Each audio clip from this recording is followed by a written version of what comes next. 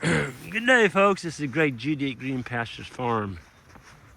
I'm out here with the bulls and the steers. I just got through giving them a half a bale, and we're still on the new piece that Jan and I bought. I guess it's been about 6 weeks ago now, and we got it all fenced. And this had a ton of stockpile on it, and so we grazed that until the snow and the ice came. We were fortunate we didn't get too much ice, but we got a decent amount of snow. It's pretty much all gone now. I mean, there's some on the north side of the slopes, but yeah, these bulls are looking good. They're all coming to check me out. I was gonna show you the manure distribution we're getting out here. I mean, you can't hardly walk a full step any direction and not find a manure pile. Of course, you can't see the urine patches where they peed, but it's going to be interesting to see what this looks like in the spring. I think we've fed, altogether, there's been about 8 big round bales fed on here, maybe 7. Yeah, I think it's 7. When you only feed half a bale a day, you get 2 days out of one bale. It just stretches out your hay a little better. And there's still quite a bit of stockpile trampled here on the ground. I noticed this morning I got over here, they were kind of spread out eating it. And then when I brought them this hay, which is, it's pretty dang good hay. This was baled off of the neighboring farm that we are now going to be grazing this winter, Ryan's. And this particular bale had, I would say, 75 to 80% orchard grass in it. And of course it did have some seeds on it, so kind of happy to see that. So when I unrolled it this morning with the little truck up there, I tell you what, folks, it's cold out here. It's 3 below zero wind. No, it's 11 below wind chill, 3 degrees. I think they said normal without the wind.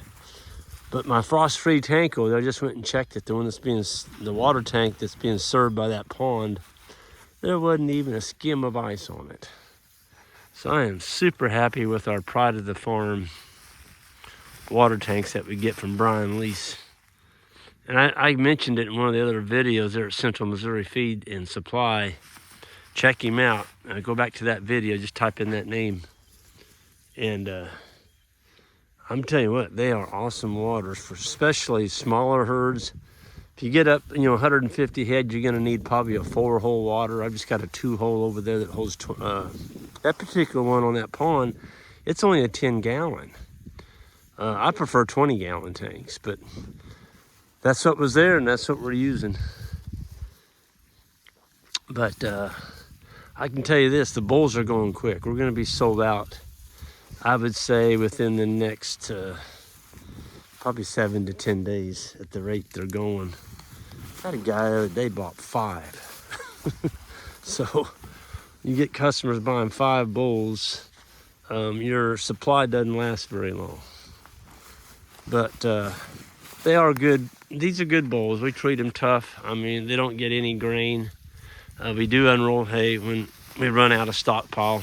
This has been a really bad stockpile year for us. We didn't get any rain when we needed it in August, September. We just didn't get any. And it came in after deer season. It was actually November. And I remember we got, I don't know, it was about 4 inches over about 4 days. And we got a warm spell in November, and I've never seen this. We grew about 2 to 3 inches of stockpile on some of these pastures that we didn't have nubbed down to nothing. That's a big deal. Don't take them down too short. So when you do get a rain, they will grow back. But you can see the bulls are enjoying their hay. I unrolled it.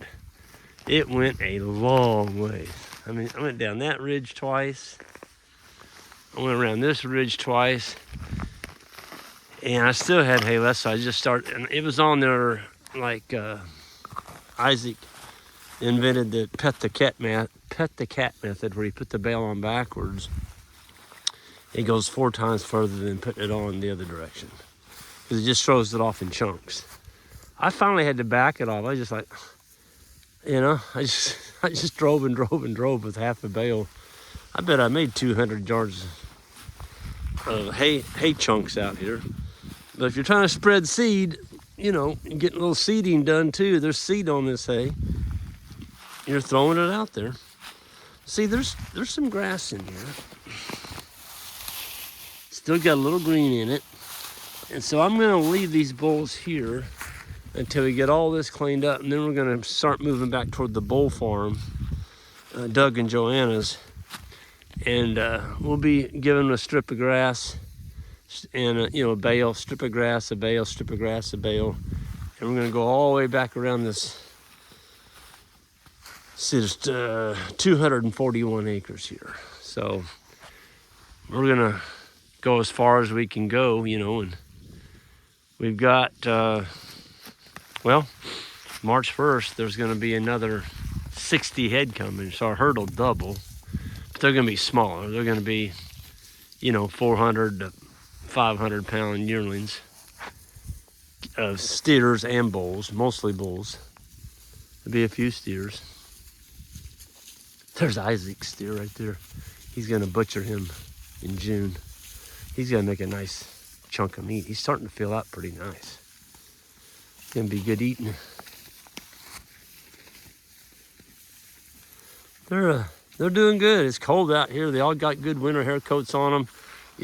A lot of people are pretty upset about it. I'm not gonna mention the name, but there's a certain fella, went on YouTube and really gave a huge plug for, why we really need to keep our cattle in a barn all winter long, and keep them on a bedding pack. You don't need your cattle out here on the land. And I'm not gonna get into an argument.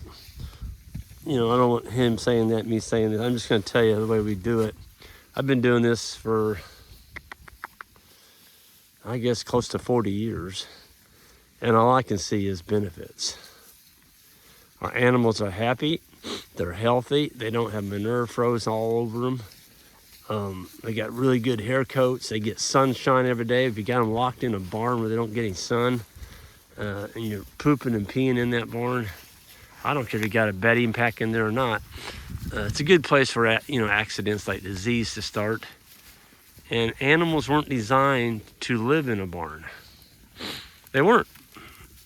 That's why, God gave them these nice winter coats where they can take the weather, and it's up to the producer, to the owner, to give them relief from the wind. I mean, you can always make sure they have one of these, a nice north face. That's a north facing slope with trees on it. It's got some cedars.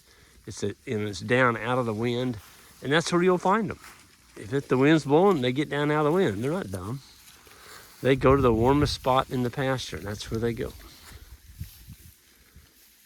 So, yeah, I like them being outside, because at the end of the winter, I don't have to go in there and spend days or weeks digging up all the manure in the barn, which is just, that's not a pleasant chore. Then you got to load it in the manure spreader and use diesel fuel or some kind of fuel in a tractor to spread it out here on the land, where these critters are doing it for us. It just seems like a no-brainer to me. Why work that? Why do the work of the animal? Let the animals put the manure in the urine where they want, keep them moving, and your animals stay healthier. You don't have to worm them. We haven't wormed an animal in 25 years. And I used to listen to professionals, and we'd worm, and it always bothered me, especially when I got the wormer on my skin. Burned like fire. I'm like, that's probably not real good for me.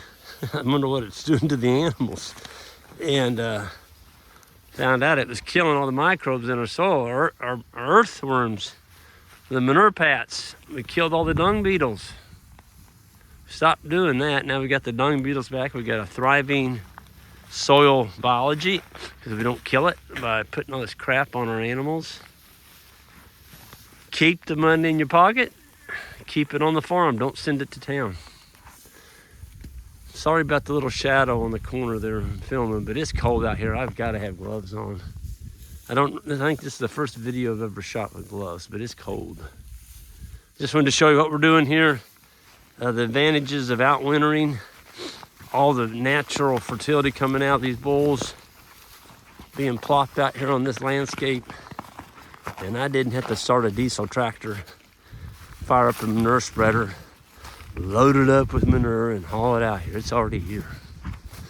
And come spring, my earthworms, they're gonna have a smorgasbord out here. They really are.